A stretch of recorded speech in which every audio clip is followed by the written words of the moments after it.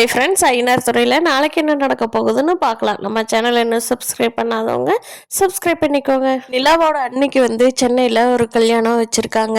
அதுக்காக தாஸ் மதி எல்லாரும் வரதா தான் இருந்தது. கடைசி நேரத்தில் தாஸ் வர முடியாதுங்கிறதுனால மதி மட்டும் அனுப்பிச்சி வச்சுட்டாரு தாஸ். இன்னைக்கு வந்தவங்க அப்படியே நிலாவை பார்த்துட்டு போகலாம் அப்படின்னு சொல்லிட்டு நிலாவோட வீட்டுக்கு வந்துடுறாங்க. நிலாவை தனியாக கூப்பிட்டு மதி சொல்கிறாங்க, ஏன் நிலா இந்த வீட்டில் நீ எப்படி கஷ்டப்பட்டுட்டு இருக்கிற, இப்படி ஒரு லைஃப் உனக்கு வேணுமா நிலா, வா நம்ம வீட்டுக்கு வந்துரு அப்படின்னு சொல்கிறாங்க மதி. அதுக்கு நிலா, அண்ணி நீங்கள் இங்கே எல்லாருமே தங்கமானவங்க அண்ணி, அம்மா தான் 4 ஜென்ஸ் கூட வந்திருக்கிறேன்னு பேசுதுன்னா நீங்களும் அப்படியே பேசுகிறீங்களேங்க அண்ணி, இங்கே இருக்கிறவங்க எல்லாருமே சொக்க தங்கங்க அண்ணி அப்படின்னு சொல்லி நிலா இந்த வீட்டை பற்றி சொல்கிறாங்க.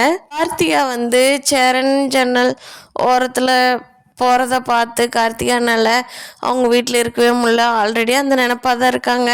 சேரன் அண்ணா போகிறத பார்த்துட்டு கார்த்திகானால எதுவுமே பேச முடியல. ரொம்ப ஒரு மாதிரி சோகமாக இருக்காங்க.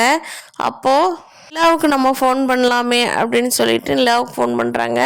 நிலா என்ன பண்ணிகிட்ருக்கீங்க அப்படின்னு. ஏங்க கார்த்திகா எது கூப்பிட்ருக்கீங்க, கல்யாண சாப்பாடு மிச்சங்கதாயிருச்சா, எங்களை சாப்பிட்டு போக கூப்பிட்டீங்களா அப்படிங்கிறாங்க நிலா.